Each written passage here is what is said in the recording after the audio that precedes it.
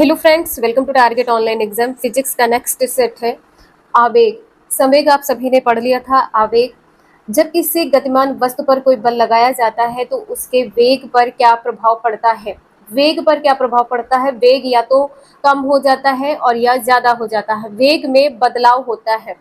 जब किसी गतिमान वस्तु पर कोई बल लगाया जाता है तो उसके वेग में बदलाव होने पर और किस राशि में बदलाव हो जाता है।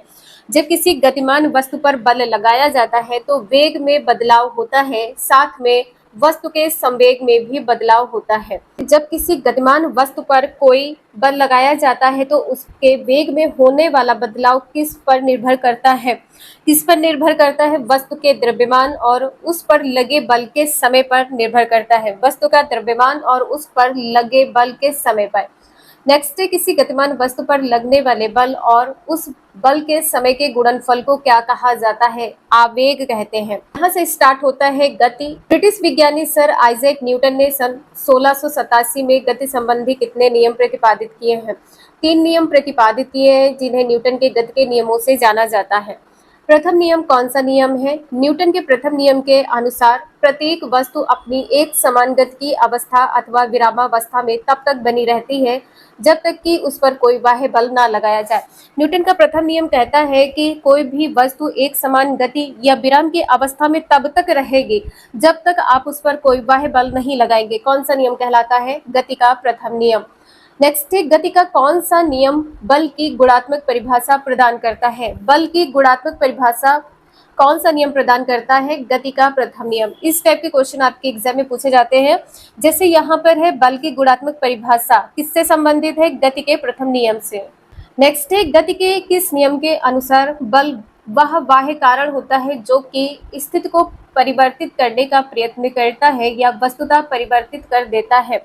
गति का प्रथम नियम है, कोई भी वस्तु तब तक वह स्थिर या विराम अवस्था में रहती है जब तक कि उस पर कोई बाह्य बल आरोपित ना किया जाए। कौन सा नियम कहलाता है। गति का प्रथम नियम। नेक्स्ट है, न्यूटन के गति के प्रथम नियम को किसने जड़त्व का नियम कहा है। जड़त्व का नियम कौन सा नियम है। गैलीलियो ने कहा है। नेक्स्ट है, न्यूटन के द्वितीय नियम।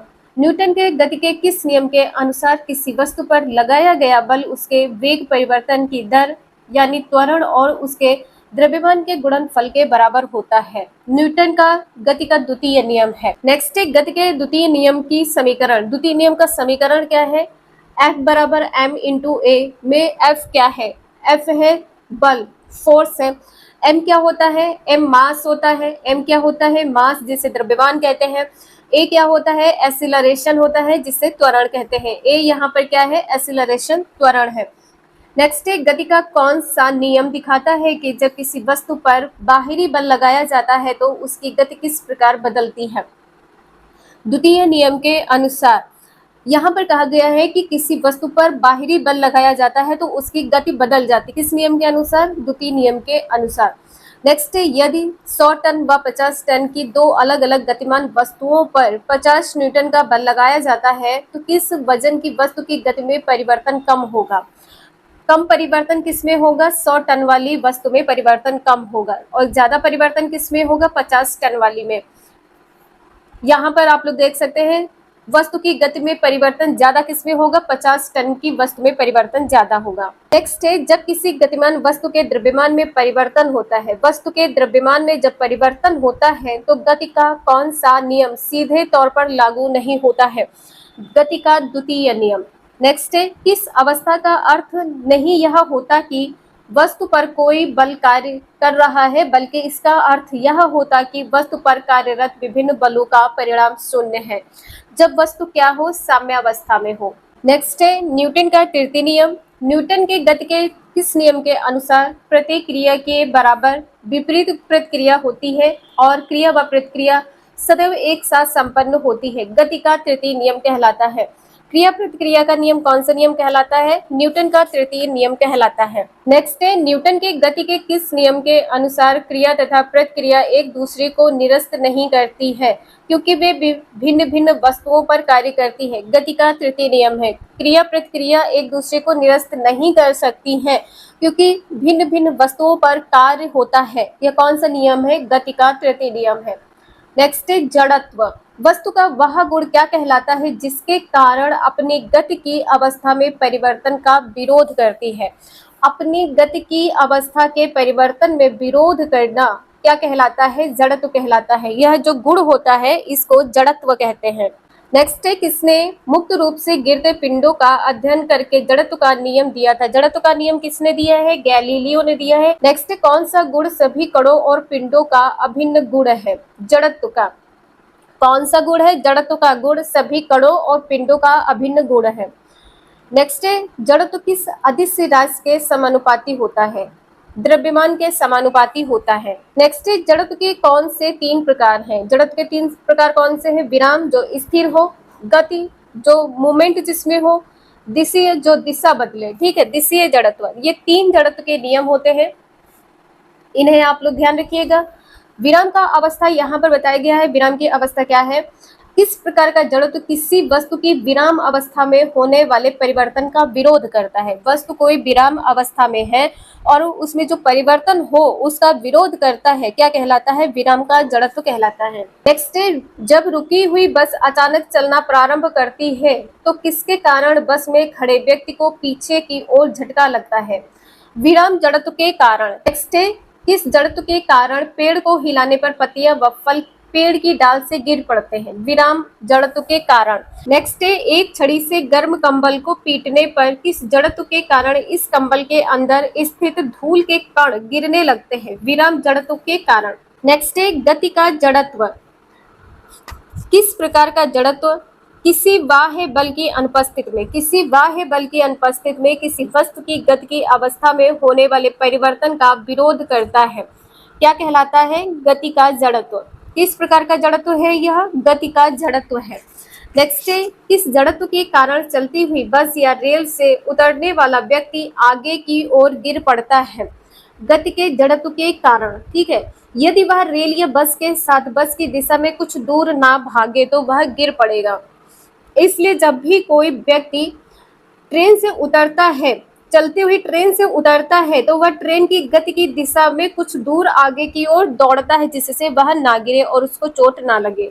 नेक्स्ट है, किस जड़त्व के कारण एक खिलाड़ी को लंबी कूद लगाने से पहले कुछ दूरी तक दौड़ना पड़ता है? गति के जड़त्व के कारण एक खिलाड़ी लंबी छलांग लगाने के लिए या लंबी कूद लगाने के लिए कुछ दूर तक दौड़ता है। आप सभी ने रनिंग देखा है, तो ये किस कारण होता है? गति के जड़त्व के कारण। नेक्स्ट है, किस जड़त्व के कारण चलती हुई रेल में ऊपर की ओर फेंकी गई गेंद रेल के साथ साथ चलती है और फेंकने वाले के हाथ में आ गिरती है? किस कारण होता है? गति के जड़त्व के कारण। नेक्स्ट है, जब चलती हुई कार अचानक रुकती है तब कार में बैठा व्यक्ति किस जड़त्व के कारण आगे की ओर झुक जाता है? गति का जड़त्व के कारण व्यक्ति आगे की ओर झुक जाता है। नेक्स्ट है, एक समान वेग से चलती रेलगाड़ी में बैठा हुआ व्यक्ति यदि एक सिक्का ऊपर की ओर उछाले तो किस जड़त्व के कारण सिक्का वापस उसके हाथ में ही आकर गिरेगा? गति के जड़त्व के कारण। एक समान त्वरण से चलती रेलगाड़ी में बैठा हुआ व्यक्ति यदि एक सिक्का ऊपर की ओर उछाले तो सिक्का कहाँ गिरेगा? व्यक्ति के पीछे गिरेगा। एक समान रूप से धीमी होती रेलगाड़ी में बैठा हुआ व्यक्ति यदि एक सिक्का ऊपर की ओर उछाले तो सिक्का कहाँ गिरेगा?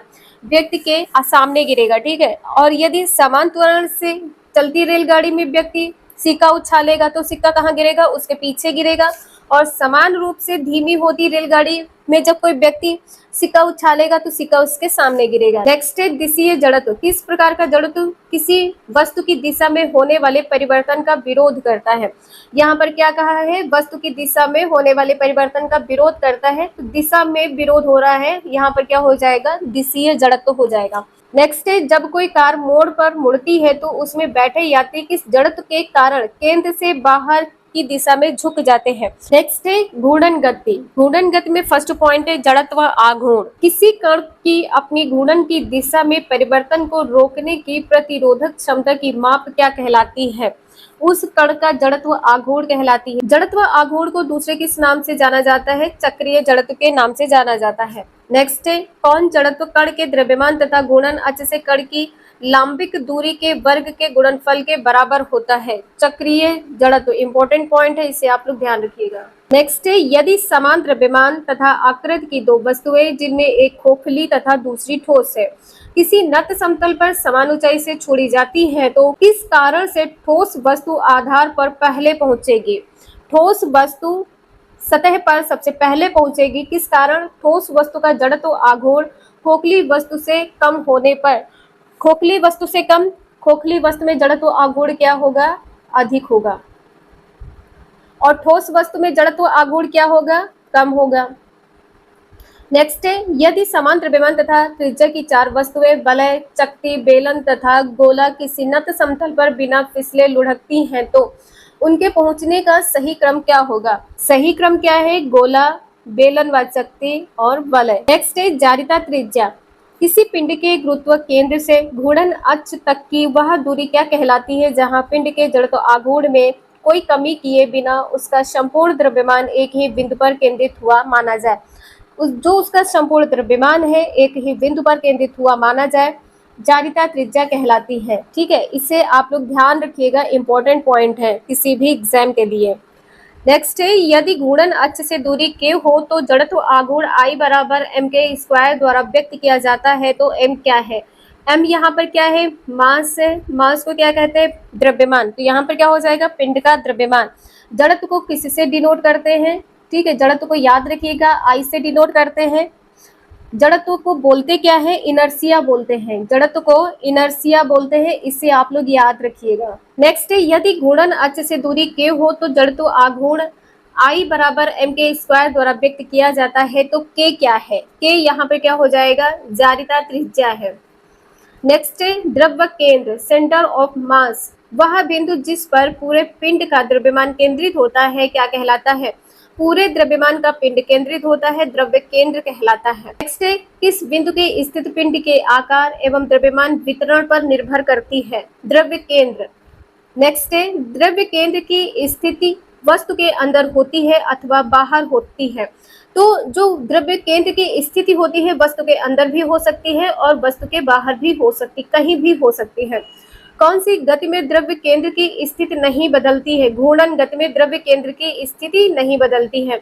द्रव्य केंद्र की स्थिति कब बदलती है? रेखीय गति जब होती है तो द्रव्य केंद्र की स्थिति बदलती है। नेक्स्ट, गोल छल्ले का द्रव्य केंद्र कहाँ होता है? पदार्थ के बाहर। चकती में क्या होता है? अंदर, और गोल छल्ले में द्रव्य केंद्र बाहर होता है। नेक्स्ट इज समरूप पिंड जिसमें द्रव्यमान का वितरण समान रूप से होता है में द्रव्य केंद्र कहाँ होता है? ज्यामितीय केंद्र पर होता है। नेक्स्ट है, यदि एक मुक्त रूप से गिरती वस्तु का गुरुत्वीय त्वरण एक अंतर्गत टुकड़ों में बिखर जाती है, अंतर्गत टुकड़ों में बिखर जाती, तब उसका द्रव्यमान केंद्र कहाँ होगा? समान ऊर्ध्वाधर रेखा के अनुदिश होगा। नेक्स्ट है, यदि एक गोला परवलयाकार पथ पर विस्फोटित होकर टुकड़ों में बिखर जाता है और टुकड़े विभिन्न दशाओं में चलते हैं तो उन सभी खंडों का द्रव्यमान केंद्र कहाँ होगा? समान परवलय पथ पर होगा। समान परवलय पथ पर होगा, इंपॉर्टेंट पॉइंट है, इसे भी आप लोग ध्यान रखिएगा। नेक्स्ट है, सरल आवर्ती गति, किसी सरल रेखीय पथ पर किसी मध्यमान बिंदु के इर्द गिर्द ऐसी गति को क्या कहा जाता है जिसका त्वरण सदा मध्यमान बिंदु की ओर लगता है तथा मध्यमान बिंदु से विस्थापन के समानुपाती होता है? क्या कहलाता है? सरल आवर्ती गति। नेक्स्ट है, क्या सभी सरल आवर्त गतियां आवर्त गति होती हैं? हाँ, होती हैं सभी सरल आवर्ती गति। क्या सभी आवर्त गतियां सरल आवर्त गति होती हैं? नहीं, सभी आवर्त गतियां सरल आवर्ती गति नहीं होती, लेकिन सभी सरल आवर्त गति होती है। नेक्स्ट है, आवर्त काल, टाइम पीरियड, और आवृत्ति, एक दोलन पूरा करने में लगे समय को क्या कहते हैं? आवर्त काल कहते हैं। कंपन गति के आवर्त काल को क्या कहा जाता है? कंपन काल कहा जाता है। कंपन गति को क्या कहते हैं? कंपन गति के आवर्त काल को कंपन काल कहा जाता है। नेक्स्ट है, किस समय को दोलन काल, पीरियड ऑफ ऑसिलेशन भी कहते हैं? किससे कहते हैं? कंपन काल को कहते हैं। नेक्स्ट है, आवर्त काल को किस संकेताक्षर से सूचित किया जाता है? आवर्त काल T से डिनोट करते हैं। एक सेकंड में उत्पन्न दोलनों की संख्या को क्या कहते हैं?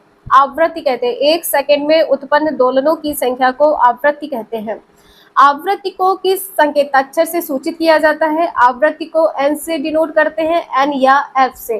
नेक्स्ट है अधिकतम विस्थापन की स्थिति क्या कहलाती है? आयाम कहलाती है। आयाम को एस से सूचित किया जाता है। नेक्स्ट है सरल आवर्ती गति में ऊर्जा। सरल आवर्ती गति करते हुए पिंड में कौन सी ऊर्जा होती है? स्थितिज ऊर्जा, गतिज ऊर्जा, दोनों ऊर्जाएं होती है। सरल आवर्ती गति करते हुए पिंड में स्थितिज ऊर्जा और गतिज ऊर्जा होती है। स्थितिज ऊर्जा का मान सबसे कम कहाँ पर होता है? मध्य बिंदु पर होता है। सबसे कम मध्य बिंदु पर होता है। और सबसे अधिक कहाँ पर होता है? अंतिम बिंदु पर होता है। सबसे कम मध्य बिंदु पर और सबसे अधिक अंतिम बिंदुओं पर होता है। नेक्स्ट है गतिज ऊर्जा का मान सबसे कम या शून्य कहाँ होता है? अंतिम बिंदु पर होता है गतिज ऊर्जा। ठीक है, गतिज ऊर्जा इसे याद रखिएगा, अंतिम बिंदु पर इसका मान सबसे कम होता है और सबसे अधिक कहाँ पर होता है? मध्य बिंदु पर होता है। मध्य बिंदु से गुजरते हुए कुल ऊर्जा किस रूप में होती है? गतिज ऊर्जा में होती है। अंतिम बिंदुओं पर कुल ऊर्जा किस रूप में होती है? स्थितिज ऊर्जा में। सेकंड लोलक। सेकंड लोलक क्या होता है? वह सरल लोलक क्या कहलाता है जिसका आवर्तकाल 2 सेकंड हो? आवर्तकाल 2 सेकंड हो, सेकंड लोलक कहलाता है। सेकंड लोलक की प्रभावी लंबाई कितनी होती है? 99.992 सेंटीमीटर होती है। ये क्वेश्चन आपके एग्जाम में पूछा जा सकता है। नेक्स्ट है सेकंड लोलक की प्रभावी लंबाई पृथ्वी पर कितनी होती है? पृथ्वी पर होती है लगभग 1 मीटर। नेक्स्ट है सरल लोलक का अधिकतम आवर्तकाल कितना होता है? अधिकतम आवर्तकाल 84.6 मिनट होता है। अधिकतम आवर्तकाल 84.6 मिनट होता है। नेक्स्ट है यदि लोलक के गोलक को आवेशित करे और यह धातु की चादर पर कंपन करे तब लोलक के आवर्तकाल पर क्या प्रभाव पड़ता है? आवर्तकाल घटेगा। आवर्तकाल क्या हो जाएगा? घटेगा। नेक्स्ट है यदि लोलक को निर्वात में लटकाया जाए तब लोलक के आवर्तकाल पर क्या प्रभाव पड़ेगा? आवर्तकाल घटेगा। निर्वात में लटकाया जाए तो आवर्तकाल क्या हो जाएगा? घट जाएगा। यदि गुरुत्वीय बल G का मान बढ़ता है तब लोलक के आवर्तकाल पर क्या प्रभाव पड़ेगा? आवर्तकाल घटेगा। गुरुत्वीय बल G का मान यदि बढ़ेगा तो लोलक के आवर्तकाल का मान कम हो जाएगा। नेक्स्ट है यदि गुरुत्वीय बल G का मान घटता है तब लोलक के आवर्तकाल पर क्या प्रभाव पड़ेगा? लोलक के आवर्तकाल का प्रभाव क्या पड़ेगा? आवर्तकाल बढ़ जाएगा। नेक्स्ट है किस वजह से लोलक का आवर्तकाल किसी खान के अंदर या पहाड़ी के ऊपर समुद्र के तल पर आवर्तकाल से अधिक होता है? खान के अंदर या पहाड़ी के ऊपर G का मान कम होने के कारण। ये भी इंपॉर्टेंट पॉइंट है, आप लोग इसे ध्यान जरूर रखिएगा। नेक्स्ट है एक लोलक घड़ी किस मौसम में सुस्त होती है? गर्मी के मौसम में सुस्त हो जाती है। एक लोलक घड़ी किस मौसम में तेज हो जाती है? सर्दी के मौसम में तेज हो जाती है।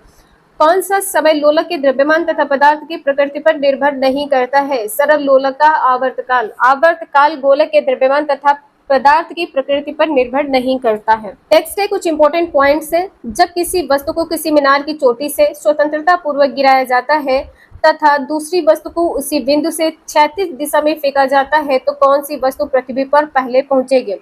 दोनों वस्तुएं समान समय में पृथ्वी। नेक्स्ट है यदि वस्तु को ऊर्ध्वाधर ऊपर की ओर फेंका जाए तो यह कब तक ऊपर की ओर जाएगी?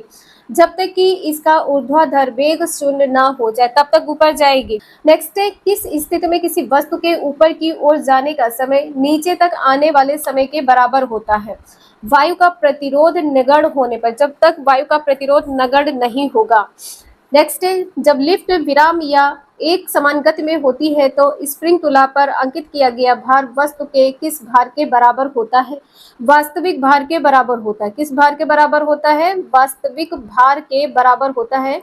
नेक्स्ट है लिफ्ट में स्थित वस्तु का स्प्रिंग तुला पर अंकित किया गया भार वस्तु के वास्तविक भार से किस समय अधिक होता है? जब लिफ्ट ऊपर जाती है। ठीक है, जब लिफ्ट ऊपर जाएगी। नेक्स्ट है जब लिफ्ट नीचे की ओर चलती है तो लिफ्ट में स्थित वस्तु का कौन सा भार वस्तु के वास्तविक भार से कम होगा? वास्तविक भार से कम होगा स्प्रिंग तुला के द्वारा अंकित भार।